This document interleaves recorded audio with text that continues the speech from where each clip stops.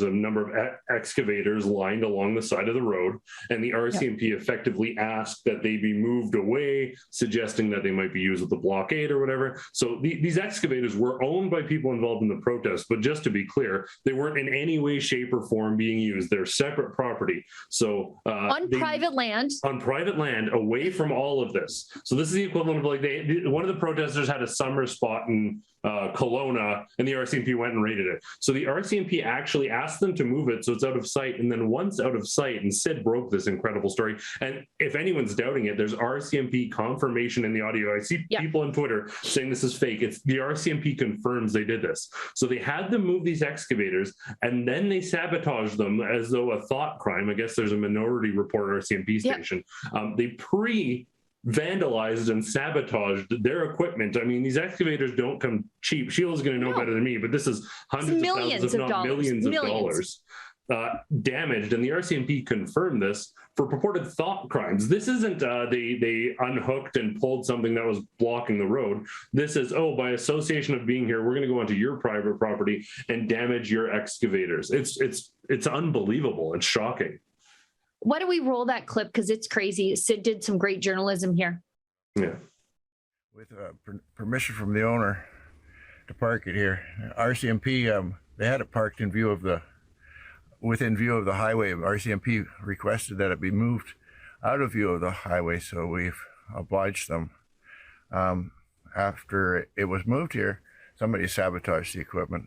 There's wires cut, there's filters removed, spray foam put up, fuel lines, like these things, all three machines, they're valuable machines.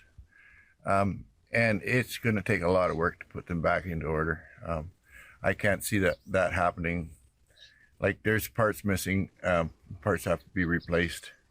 There's a lot of labor that's gotta go into fixing these things before these fellows can use their own equipment again. Hey there. Sid, it's George Sevenkoff calling you back. Yep, thank you. So I can confirm that we disabled three excavators. Yep. To prevent the equipment from being used in the illegal activity of the blockade. Was there an expectation there as to how they were going to be used? I'm not sure. I've got the answer for you. I'm not sure what other questions you might have relative to that. I wasn't part of that planning or the execution of that, so I don't think I can comment any further than that. Oh, it's all good. Really appreciate that. Thank you so much. No problem. Take care. Yep, bye-bye.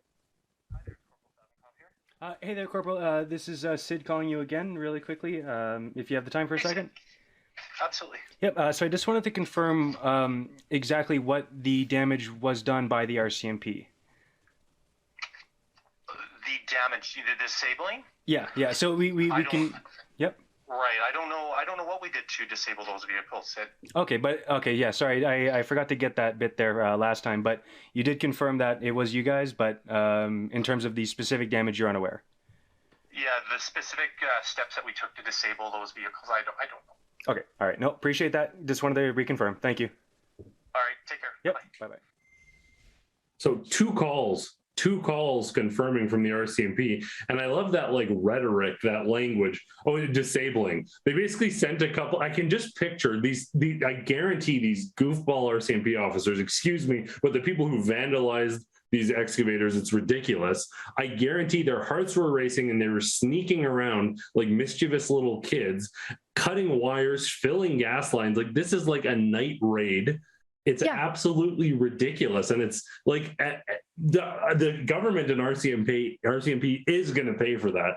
They absolutely have to. Chad Williamson, I believe, is on the case, but it's absolutely absurd. Like this is like you're involved in a protest and they come to your house and take apart your whatever because they predict that you're going to use it in relation to the protest. It's absolutely mind-boggling. Furthermore, as we saw there, the gentleman said that they complied and moved it. They were trying to be helpful and comply with the RCMP and move it. And then the RCMP used the fact it was out of sight to vandalize it. I agree 100% wholeheartedly with Rachel Notley. You're not going to hear me say that too often, but the lawlessness has to stop now. The RCMP, if you're the RCMP officer who did this, you immediately should have gone to the media, There's no excuse. It's absolutely unacceptable. You had to go to the media or to a commanding officer and say, this is illegal. We cannot do this. And the fact that you did that, you're absolutely going to be held accountable for vandalism. I don't know how they thought that this was an okay thing to do.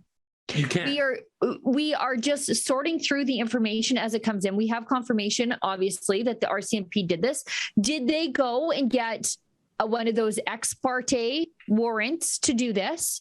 If they did, they've been dealing. That's even worse, especially when they know they've been dealing with TV lawyer Chad Williamson the whole time. He's been down there helping negotiate with the police. So they definitely know how to get a hold of him and say, hey, we're getting a warrant against these guys. You kind of have to be involved in all of this now. So that obviously didn't happen because Chad didn't know what went on until, the farmers are telling him and the truckers are telling him. This is what happens, I think, and we're going to see a lot more of this when we chase all the moral objectors out of our important institutions, when we chase them out of academia, when we chase them out of politics, when we chase them out of policing, when we chase them out of the military, and we just sort of chase them out of society and unemploy them. Instead of, in normal times, these are the people we want in positions of management, people who are guided by a sense of right and wrong and a strong moral compass. Instead, the actions of the police in Coutts, this is what we have when we don't have somebody in management with the moral compass. When we don't have somebody, when we fired all the people who said, I cannot do this thing that you want me to do because I object to it for conscience reasons.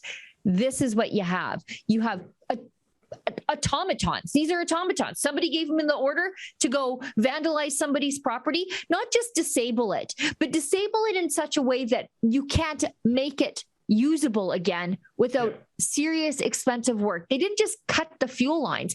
They spray foamed up the fuel lines so you can't just reconnect them. They've damaged this. They could have locked the thing down, put a court order on it saying they could have legally, I'm sure, if they went through the proper mechanism. I mean, the courts are doing whatever they want now these days anyway. They could have done this. Yeah, they could have locked it down, issued a thing, put police tape on it saying if you remove this thing or move it before such and such a court date, you'll be held in contempt of court, whatever. But instead, they just destroyed the thing.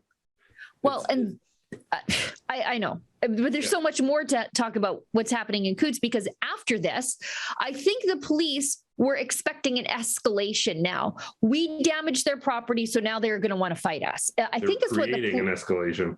Exactly. They were ramping up to an escalation so that they can come in heavy-handed with a show of force and just round everybody up and stick them in the trucker wagons, or the Menzies wagons, as we call them around here at Rebel News. That didn't happen. So the cops later on, they roll in, they send in the tactical team. They're, weapons brandished into the truckers when the truckers are having barbecue. As a show of force, they roll into town like this. And then later on in the night, because Sid has been working nonstop, through the night. If you go to Sid's Twitter feed, you'll see when he's tweeting and when he's covering the action. Excuse me. The police last night made at least one arrest. We don't know for what yet. There might be a second arrest. We're just sorting through the details on that, but we have no confirmation on it. So we're not going to report that as gospel. And one semi truck was seized, along with another tractor was seized by the police. So they are starting to move in on Coutts. I've just heard anecdotal reports that police are starting to amass in Milk River. I cannot confirm that. I haven't laid eyes on that. Sid's chasing down that story also. So stay tuned to Sid Fizzard's Twitter feed and rebelnews.com to get the full story you won't see anywhere else, because he's fully embedded in the convoy there. Oh, hey guys, thanks for watching. That's a clip from our Rebel News daily live stream where we talk about the news of the day in an unscripted and interactive way.